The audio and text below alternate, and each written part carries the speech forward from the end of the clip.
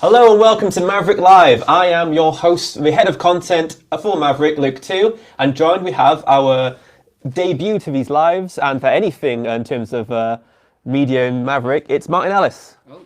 Thank you, Luke. Welcome. Thank you for having me here. Nice to be here. Do you like the studio? Yes. Well, I spent a lot of time in here putting it together, so yeah, I definitely like the studio. It's sort of been something I've been doing over the last month or so, maybe month and a half. So do you want to give everyone like a brief introduction to what you do with Maverrik? Yeah, certainly. So I'm one of I know Dean last week sort of spoke about the new people that started during COVID with Maverrik. So we've still been employing staff. All of the recent hires. Yeah, all the recent hires. So I'm one of those actually. I started end of June and was hired to take on the role of looking after the finances for the business. The Maverrik as it stands is quite a complex setup, really. People might not understand that. Yeah, we do things pretty differently around here. Yeah, well, that's why it's called Maverrik, isn't exactly, it? Exactly, that's the whole shtick. So yeah, it's mainly to look after the finances, but I've got a lot of history with me for doing other bits and pieces as well, which is why I sort of got involved in the build of the studio here as well. You ran your own business, didn't you? Yeah, I used to. So the reason I was available really to come and work for Maverrik, if you like, is because I used to run a soft play centre in Plymouth.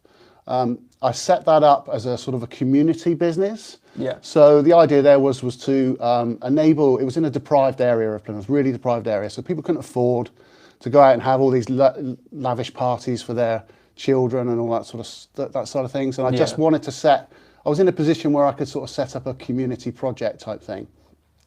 So I had that set up. It was running for sort of several years. And then unfortunately we had the whole COVID thing strike. And the trouble with a community project is that you keep your prices quite low. Yeah. Obviously it's got to be affordable for those. Especially with soft play, you have to maintain it as well. Oh, there's a whole host of things that run behind the scenes that people aren't really aware of. And it was just one of those sort of businesses that obviously as soon as you hit COVID, the first thing I did was shut this place down because I didn't want to be the person that was spreading it or doing anything like that. So it was... we won't talk about the businesses which have stayed open. Because I think every county has their story of a business who have tried really hard to just stay open and just like not go for any of the lockdown rules or restrictions. Because they don't believe it's like a true thing, which we won't go into, or because they, I don't know if they just need the business that badly, which can be like a tough thing. Well, the trouble is with a lot of small businesses, it's the same for a lot of them. You run it really close to the wire. We can see the reason I can say this sort of stuff is my past again goes back into I used to be a business advisor, business support for Business Link in the Southwest. So I used to deal a lot with small businesses, so I understand how they work and the struggles that they go through. So yeah, any small business, you tend to run it quite close to the wire as far as the money's concerned for a lot of them, especially new businesses. And mine was still I still class it's fairly new. It was a few years in, but it's still fairly new. It's very difficult to get that balance of cash flow right and everything coming through the door in the right way. And you're still building it and advertising and doing all that side of it. So I can understand when something like this comes along, there'll be a lot of businesses that are like, this is the only form of income I've got. Yeah. How do I replace this? And with some businesses, you can't diversify. So you've got to sort of make do as best you can, but it is that balance of safety. It's strong background knowledge of obviously with finances and new revenue streams, as well as pivoting as well. That's what made you really desirable for us to get you as part of Maverrik team. That was one of the factors I think that when I came for interview that was taken on board is that obviously I've run a couple of businesses, so I know how to run the finances of a business. But I've got that vast experience of several years as a business advisor. Almost feels like an interview, doesn't it? I know, yeah. So you already got the job, you've got it, it's fine, we're all good. The reason I wanted to do a more introduction segment essentially for, obviously this is the first show I've hosted throughout the week. We'll be talking, just be a brief introduction to everyone. If you have any questions as well, I think in the coming year, we're going to have a lot more shows for you, so we can answer a lot of key questions on there. But these couple episodes, as well as this episode I'm on right now, it's going to be basically solely so you can get to know everyone here, because you see a lot of Dean You see some of me, which is basically my sales videos, which are more fun, and I'm going to say my shows are going to be lighthearted as well. So we're more about the people here. I think, is that what brought you here? Yeah, what made you feel like you was going to be comfortable working with us? Was it just these weird people who... Well, obviously, I did my research before joining. Obviously, you take a little bit of a look around, and I'm always up for looking at things a little bit differently and a little bit out of the box. And I think that's, watching Dean on his lives and all that, watching those sort of things gave me a feel for what type of business it was. Yeah, we're not the standard shoot and collar. We're literally that's just the people working hard to help businesses out, essentially. And I think I've spent a few years now sort of working on my own, so it's nice to get back into a team environment. Yeah. And and it's quite good to bring my experiences and things and spread them around the team, whether, maybe some of them are good, some of them are bad, I don't really know. But, 6 months in now, probably I am. I think I'm nearly there at 6 months. So yeah, it's strange to me knowing that you was part of the slew of our hires before the COVID happened, because it felt like you was here for like way beyond that. Yeah. Yeah, it feels to me like I've been here for a long time. It feels like that with like everyone who's come in, essentially. But I think that's important, and I think that's what Maverick's about. It's the you walk in and you're in a family sort of environment. It's really, people get on with each other. We can all have a laugh and a joke. We know when to be serious and get on with the work and get things done and completed.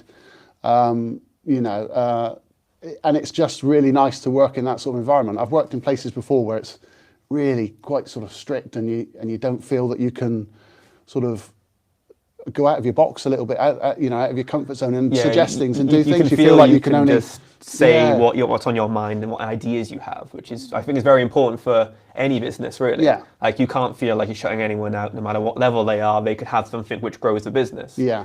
Which, because we've been going for some time now, and now we've got more people involved, there's more voices to consider, and it's great to have that variety of voices.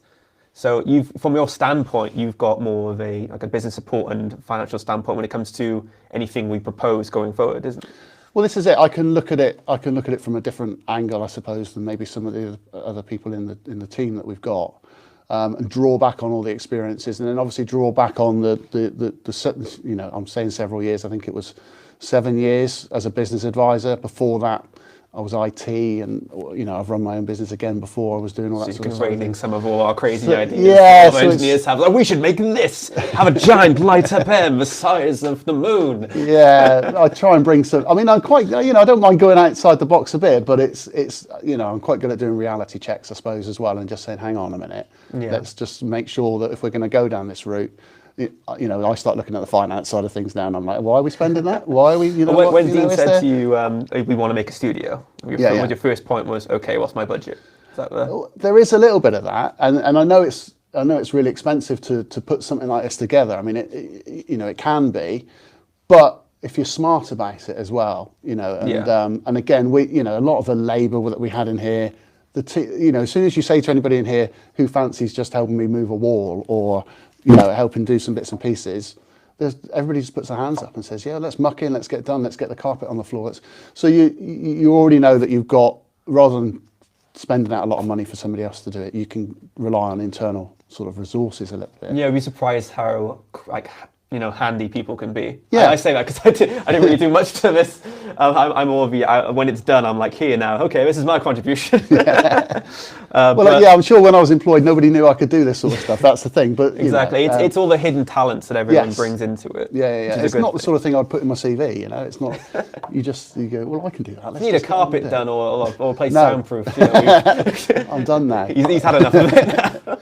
Yeah, I mean, it was quite good because we moved. I guess this is an additional building really for what we've done here, because we've knocked through to the building next door.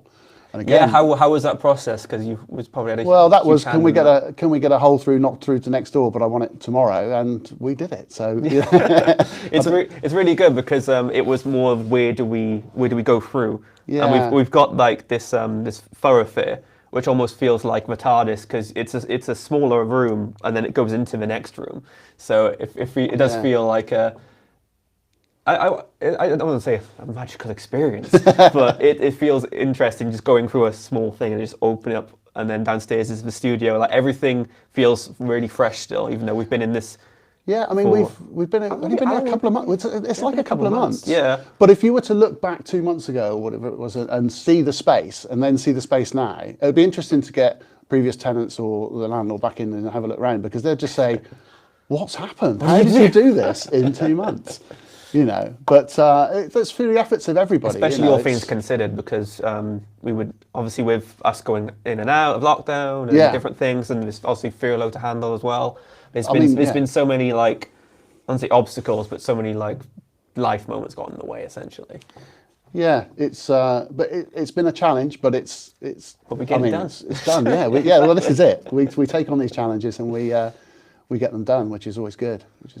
Well, thanks for coming on, Michelle. I hope everyone's had a great. I hope so. I mean, there is plenty more to me. I will be back. Exactly. Yeah. In the coming year, you're going to see a lot of yourself. Yeah, there's lots of, like I said, from the business advisor side of things, I actually specialised in things like public sector procurement and things like that.